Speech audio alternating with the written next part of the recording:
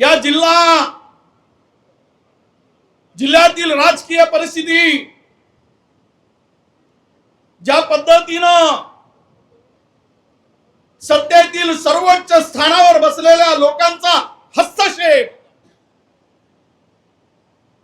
महाराष्ट्राच्या इतिहासामध्ये कधी न घडलेल्या घटना त्या या जिल्ह्यामध्ये होताना तुम्हाला दिसत आहे।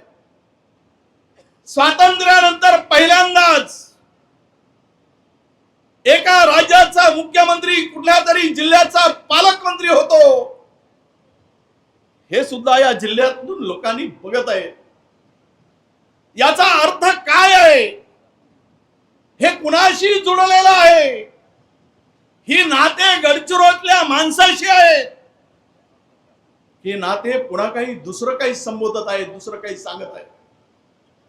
आणि याचा विचार केल्यानंतर आम्ही